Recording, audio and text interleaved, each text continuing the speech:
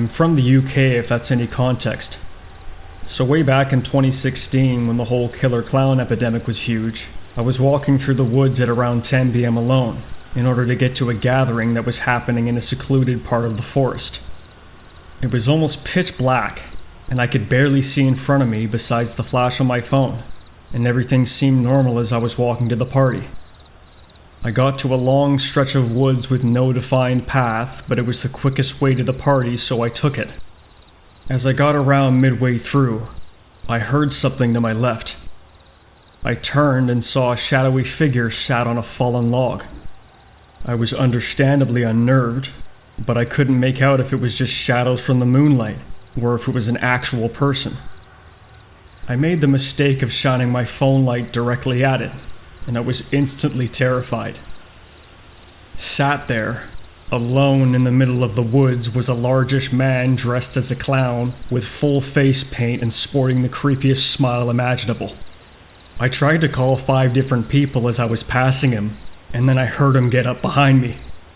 I instantly started sprinting towards the end of the long stretch, onto a path which had a barbed wire fence down the side of it. During the sprint, I was pretending to be on the phone with one of my friends, and I could hear him running after me, but there was no chance in hell that I would be turning around to see if I was right. When I got to the path, I jumped over the fence as fast as I could, and sliced my hands open as I did so. I then turned around and kept running backwards, as I saw the clown stood behind the fence just staring at me and smiling. I didn't stop running until I got to the party, and I was scared for a very long time after this. You have to bear in mind that there were so many rumors of people being killed by people dressed as clowns at the time, and while I will never know if the man had evil intentions or was just trying to scare me, it was extremely strange and scary to live through. So in conclusion, Killer Clown Man from the woods. Let's not meet.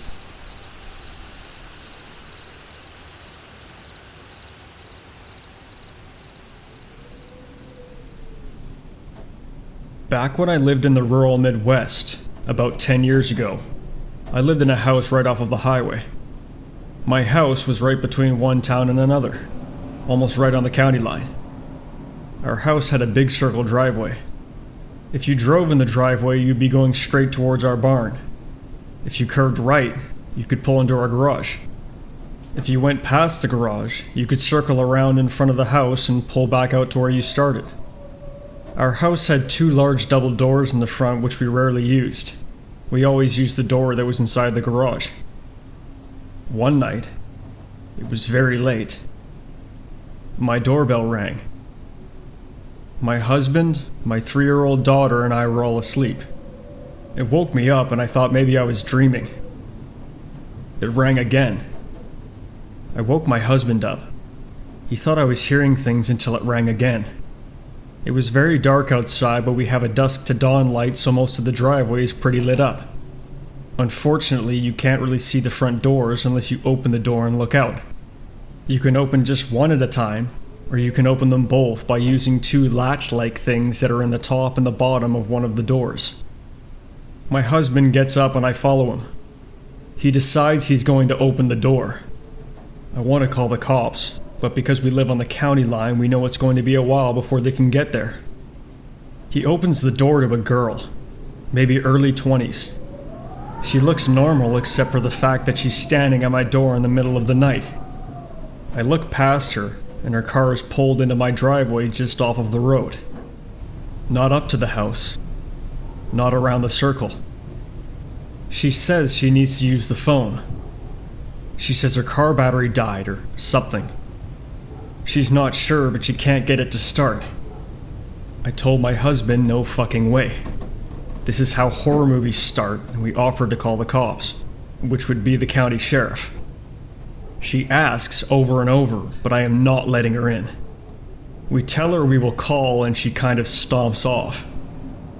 We watch her walk back to the car, maybe 50 feet away. I can see her car. I can see her. I call the cops. They say they will be there as soon as they can. About 15 minutes. They don't sound very concerned, and at this point, I'm not really either. I mean, it's just a girl. She probably does have a dead battery. She opens the trunk. No lights come on. She rummages around in the trunk. Then the driver's side door opens. Out steps a guy. Then the back passenger door opens.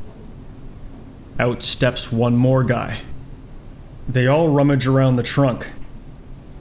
No lights on. I can't hear anything. I can't hear them talking, and I can't tell what they're doing. They all get back in the car.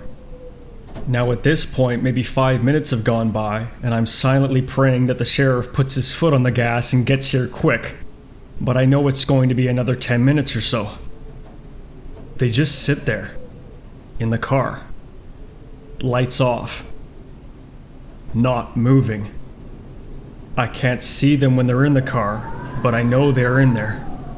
I know they didn't get out of the car and walk past the house because they would have had to walk right under the dusk to dawn light. I would have seen them. I think I see the driver light a smoke. That part I'm not sure about. Then I see something. Someone.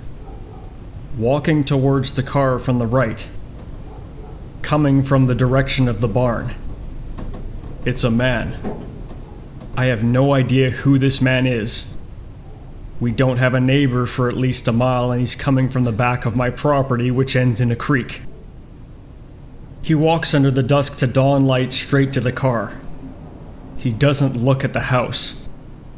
He just walks to the car and gets in the back. The car starts up and they slowly back out of my driveway and head north. The cops arrive about 10 minutes later, and at this point I'm freaking out. They search around, but can't find anything. Asked us if we got a license plate, but they were parked too far away. Tell us to call if they come back. My husband goes and gets his shotgun from the shop, and we try to go back to sleep. They never came back. I don't know who these people were, and I don't know what they wanted. Creepy people in a car without a dead battery.